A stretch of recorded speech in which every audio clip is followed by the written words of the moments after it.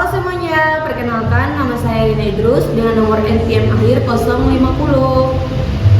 Dan saya Alifah Hirsya dengan akhiran NPM 058 dari kelompok 1. Kemudian saya Salsabila Hamzah dengan nomor NPM akhir 040 dari kelompok 1. Dan yang terakhir saya perkenalkan nama saya Sarul Muhammad dengan NPM akhir 060 dari kelompok 1. Selamat siang Kak. Siang. Baik, saya mengucapkan terima kasih yang sebesar-besarnya karena kakak telah meluangkan waktu untuk mengikuti wawancara ini. Perkenalkan, nama saya Sarulham Muhammad dan pada kesempatan kali ini saya bersama rekan-rekan saya ingin melakukan wawancara yang berfokus pada homesick. Wawancara ini bersifat rahasia sehingga seluruh informasi yang kakak sampaikan akan dijaga kerahasiaannya dan hanya digunakan untuk kepentingan asesmen. Kami berharap proses ini dapat menjadi ruang yang nyaman bagi kakak untuk berbagi pengalaman maupun pandangan yang kakak rasakan selama ini. Selain itu mungkin saya dan rekan-rekan saya akan memberikan sedikit masukan atau solusi yang mungkin relevan terkait permasalahan yang kakak hadapi untuk sekarang. Sehingga wawancara ini tuh tidak hanya menjadi proses pengumpulan informasi saja, tetapi juga dapat memberikan manfaat lebih bagi untuk kakak. Dengan penjelasan tersebut, saya sangat menghargai kesediaan kakak. Apakah kakak masih bersedia untuk melanjutkan wawancara ini? Ya, bersedia. Oke, saya mulai saja pertanyaannya atau gimana? Iya. Sebelumnya gimana kabar kakak untuk saat ini? Alhamdulillah baik. Oke. Apakah ada masalah-masalah lain yang mengganggu di pikiran kakak selain homesick ini sendiri? Tidak sih. Oke, berarti saya lanjut ke pertanyaan homesick topiknya memang. Jadi pertanyaan yang saya ambil untuk pertama itu, apa yang kakak rasakan saat pertama kali kakak jauh dari rumah? Ya, pertama kali itu apalagi kita sekarang kan lagi merantau kan di proses kuliahan, jadi otomatis kita akan merindukan di sosok seorang ibu, ayah kan biasanya kan ini sering berinteraksi di rumah. Terus kalau jauh dari orang tua ya otomatis kita merindukan di orang tua, bagaimana kita sering makan bersama di rumah atau saling ngobrol-ngobrol di rumah. Ya itu akan menjadi salah satu ini saya akan kangen bagaimana di lingkungan rumah. Berarti kakak tuh merasa kesepian atau tidak?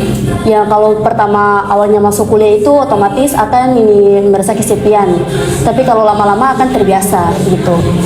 Apalagi kan kakak sekarang tuh coba untuk meluangkan waktu untuk beradaptasi dengan teman-teman kan, Iya, saling kumpul gitu. Baik, selanjutnya tuh saya akan kasih pertanyaan kedua, di mana kapan biasanya kakak itu merasa homesick itu yang paling kuat gitu? Yang paling kuat ini pas ini pertama awalnya itu merindukan pas orang tua itu lagi sakit gitu, pas tiba-tiba ada yang kabarin begitu orang tuanya sakit. Nah di situ otomatis sih kita akan merasakan rindu yang paling kuat kepada orang tua, apalagi masakan kan kita kalau dari jauh orang tua kan otomatis masakan kita kan pasti beda kan, orang tua kan pasti rawat kita kan dengan masakan yang seadanya ada kan, seadanya tapi otomatisnya enak. Tapi kalau setelah kita merantau itu masakannya beda, sangat beda sekali. Jadi otomatis salah satunya itu kita akan mengingat ini masakan orang tua di situ.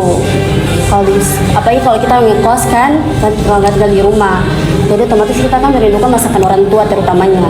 Oke. Tapi kakak tuh sering masak ya sama orang tua? Sering. Mungkin kalau sering masak kan sama orang tua, jadi kalau kangen yang kuat atau kangen kepada orang tua mungkin dengan cara memasak masakan-masakan yang pernah diajari oleh orang tua kakak sendiri. Nah, yang selanjutnya itu apa yang hal yang paling kakak rindukan di rumah? Di rumah itu Yang paling dikangenkan apa? makan bersama sama keluarga. Apa lagi? Sama ngobrol-ngobrol, bercanda-bercanda gitu. Kayaknya di situ. Oke. Selanjutnya itu bagaimana perubahan suasana lingkungan mempengaruhi diri kakak gitu. Kayak misalnya itu, kakak paham maksud saya? Oh iya. Yang mempengaruhi suasana lingkungan. Iya, yang mempengaruhi suasana itu mempengaruhi diri kakak gitu. Yang mempengaruhi itu Ya, ketika kita berteman dengan orang yang salah, kalau saya sih. Oh, iya, apalagi di sini kan kebanyakan orang itu tidak mempedulikan orang lain, tetapi Iya. fokus pada diri masing-masing, Iya, gitu. cuek, kurangnya empati. Apalagi kita kan baru ketemu kan, Iya, jadi otomatis kayak gitu. Betul. Mungkin dengan ini kakak mungkin lebih mencari teman yang betul-betul Iya, kakak gitu. menganggap itu sebagai teman. Selanjutnya itu apakah kakak pernah merasa ingin pulang gitu karena homesick ini sendiri kayak pulang Iya. kampung? Pasti ingin pulang sih, seperti sekarang ini yang saya rasakan itu ingin sekali pulang gitu. Kan kangen Iya. sekali sama rumah gitu. Kan sudah bosan kan di sini juga lama. Berarti otomatis kita juga merindukan rumah sama orang tua. Oh, kalau boleh tahu kakak sekarang semester berapa? Semester 3, Fakultas apa? Fakultas Keguruan. Wow, keren fakultas keguruan. Berarti kalau kakak merantau, tapi kalau kakak ingin pulang karena homesick itu sendiri, mungkin coba kakak mengingat apa tujuan kakak ke sini. Apakah itu ingin untuk menyelesaikan kuliah kah? Atau Iya. gimana? Kakak harus berfokus di titik itu terlebih Iya. dahulu. Baik. Baik, selamat siang Kak. Siang. Perkenalkan, nama saya Alifa Hilisa. Saya di sini ingin melanjutkan wawancara dari Sahrul Muhammad. Langsung masuk saja ke pertanyaannya. Jadi, apakah homesick membuat sulit fokus belajar? Ini salah satunya pasti ini akan terganggu pada pembelajaran kita ya, karena kita akan membayangkan ini orang tua di rumah, apalagi kita baru pertama mulai kuliah, itu salah satunya pasti akan terganggu pada pembelajaran kita. Selanjutnya, bagaimana homesick mempengaruhi hubungan dengan orang lain? Apakah kakak lebih tertutup atau lebih terbuka sama orang lain? Kalau saya tuh lebih terbuka, jadi otomatis kita tuh kalau mencari teman tuh kayak yang baik-baik aja gitu, yang bisa meningkatkan kita atau bisa menyimpan ini apa yang kita ini rasakan, terus kita ceritakan kepada mereka itu. Selanjutnya, apakah kakak merasa kesepian di lingkungan baru? Itu awalnya saja kesepian. Kalau terus-terus kita berinteraksi dengan orang lain, otomatis kita lama-lama kan terbiasa, tidak kesepian gitu. Berarti kakak sangat aktif dalam lingkungan sosial ya? Aktif. Selanjutnya, bagaimana kakak mengatasi perasaan sedih saat sendirian? Kalau sendirian sih, salah satunya kan saya mendengarkan musik gitu. Kemudian, apakah kakak pernah menangis karena rindu rumah? Itu sering sih kalau menangis. Sering. Iya, sering banget. Itu sih hal yang wajar sih Iya sih, sebenarnya. Menangis itu kan karena mengekspresikan apa yang kakak rasakan. Iya, itu. Terus setelah itu kan kakak masih bisa melakukan kegiatan selanjutnya. Maksudnya kayak kakak setelah merasa sedih, apakah kakak masih bisa melakukan aktivitas selanjutnya? Masih bisa. Baik, terima kasih Kak. Iya. Oke Kak, saya perkenalkan nama saya Sosubil Hamzah. Saya di sini akan melanjutkan wawancara.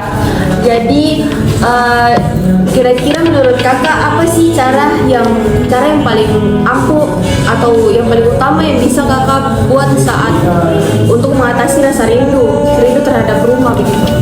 Kalau dari saya, kalau rindu kan, kalau dari kampung dan kota Tangerang itu kan pasti dekat. Kalau dari kampung saya pasti salah satunya pertama itu menelpon kedua orang tua atau pulang dari situ, langsung balik ke kampung aja gitu. Kalau ingat orang tua, ingat keluarga gitu, itu palingan kali juga pulang ke rumah atau ini lewat telepon begitu. Berarti salah satu kayak cara yang paling itu tuh dengan cara menelpon ya, kalau nggak Iya. bisa pulang berarti menelpon. Iya. Itu menurut kakak itu terbayar kayak rindunya kayak Itu terbayar banget kata. oh iya. Lanjut ya. Menurut kakak oh berarti kan tadi kan ya, kakak sudah bilang menelpon ya, tapi Iya. apa itu cuman menelpon aja atau video call kayak keluarga? Oh, video call sih sambil lihat ini muka orang tua, itu akan lebih merasa nggak sedih lagi gitu. Oh, kalau ini terbayar. Iya. Oh iya. Terus apakah kakak tuh punya kebiasaan khusus kayak atau kebiasaan yang bisa bikin kakak tuh tidak gampang buat homesick gitu? Ada tidak? Kalau ada kira-kira apa? Kalau saya tuh palingan beraktivitas ya sama teman-teman gitu, saling ngobrol. Oh iya, Itu sharing-sharing sering gitu. gitu kayak healing-healing, jalan-jalan itu akan nggak terlalu homesick gitu. Oh iya. Iya. Terus kakak bergabung sama ini tidak, organisasi kampus? Bergabung. Berarti itu bisa membantu ya buat Iya. kayak supaya tidak terlalu, kakak ngekos kan? Iya. Iya, supaya tidak terlalu di kosan gitu. Ya, satunya begitu juga kan tujuan saya untuk mengikuti organisasi kan biar tidak di kosan juga, supaya kita berinteraksi dengan orang lain itu lebih banyak gitu. Oh, iya. Jadi dapat teman baru. Iya, supaya banyak aktivitas ya. Iya. Terus menurut kakak peran teman itu tuh kayak membantu tidak dalam kakak tuh menghadapi perasaan homesick, peran teman kakak atau adanya karena adanya teman itu dapat membantu tidak? Kalau dari saya sih dapat membantu ya, kalau dari diri saya sendiri. Karena kalau saya sedih kan otomatis, apalagi kalau saya ada teman yang kayak saya sudah anggap kayak saudara sendiri, ya itu tuh saya akan menceritakan pada dia, saya ini rindu sama mama, papa, dia kasih saran gini, dia tuh balik aja, balik, nah gitu saya langsung balik gitu. Kalau saya sih kalau dengan teman tuh teman baik gitu aja. Tapi kalau misal kakak tuh tidak punya kesempatan buat balik, berarti itu cuma sebatas video call saja. Kalau mau balik saya balik. Baik kakak, perkenalkan nama saya Rina Idrus. Saya sebagai pewawancara terakhir dari kelompok kami. Jadi langsung saja ke pertanyaan pertama, seberapa penting dukungan keluarga bagi kakak? Kalau dari saya itu sangat penting ya, apalagi kita di keadaan sekarang tuh lagi jalan proses perkuliahan dan merantau. Jadi otomatis kalau dukungan dari orang tua itu otomatis kita sangat senang sekali ya. Oh berarti dapat dukungan dari keluarga tuh di semangatnya kakak. Iya. Selanjutnya itu bagaimana cara keluarga kakak itu membantu saat kakak mengalami homesick? Itu salah satunya bisa ini video call, bisa melihat kedua orang tua ya. Berarti dengan memberi perhatian lewat Iya, WhatsApp tersebut. Selanjutnya, apakah kakak itu sering menceritakan kehidupan kakak di perantauan kepada keluarga atau teman dekat? Sering. Kalau di teman tuh ini jarang sih ya, karena kita kan ini sekarang tuh merantau tuh temannya tuh nggak baik-baik gitu. Jadi otomatis kita kalau menceritakan hal itu kepada teman kita tuh, kalau dari saya tuh salah. Tapi kalau dapat teman yang kayak cukup satu gitu bisa mendengarkan, pasti bisa. Teman yang betul-betul iya gitu. Terus apa yang kakak lakukan saat tidak bisa menghubungi keluarga? Contohnya tuh kakak ada kegiatan apa sampai punya kesibukan begitu sampai tidak bisa dapat menghubungi keluarga atau orang terdekat begitu? Iya, pasti kalau kita ini banyak kan, apalagi saya kan lagi sekarang ikut organisasi ya kan, pasti otomatis sibuk gitu. Jadi otomatis jarang itu untuk menelpon ini keluarga gitu. Atau punya kegiatan lain ya, tidak bisa dapat menghubungi keluarga. Baik, selanjutnya itu bagaimana jika keluarga kakak itu sibuk dan jarang bisa diajak bicara? Saya itu ini saya sering mendapatkan kayak begitu, jadi otomatis saya kan merasakan kayak ditinggalkan kayak di orang tua gitu, kayak diabaikan begitu. Jadi kayak sering rasa sunyi gitu. Tapi saya sering berkomunikasi dengan kakak saya atau adik begitu, tanya keadaan orang tua tuh bagaimana. Baik, mungkin dari tidak bisa menghubungi keluarga tuh dengan solusinya tuh kakak mungkin lebih pahami dengan kesibukan keluarga tersebut, dan terus tuh mungkin kakak tuh mencari teman-teman yang ada buat jadi bertukar pendapat itu supaya kakak tidak merasa tinggalkan di keluarga. Oke, saya ambil lagi dari sesi Nina tadi. Saya mengucapkan terima kasih yang sebesar-besarnya atas waktu, keterbukaan, dan ketersediaan Anda untuk berpartisipasi dalam wawancara ini. Informasi yang kakak bagikan sangat berarti dan menjadi bagian penting dalam proses asesmen serta pengembangan penelitian kami. Semoga masukan dan solusi kecil yang kami berikan dapat membantu Anda untuk memperoleh sudut pandang baru, meringankan beban emosional, serta mendukung Anda dalam menghadapi permasalahan yang sedang Anda jalani sekarang. Apabila di kemudian hari Anda ingin mengetahui perkembangan atau hasil dari penelitian ini, atau memiliki pertanyaan lebih lanjut mengenai proses wawancara, Anda dipersilakan untuk menghubungi kami kapan saja. Sekali lagi kami sangat mengapresiasi kontribusi dan kerjasama Anda. Terima kasih Kak. Ya, sama-sama Kak.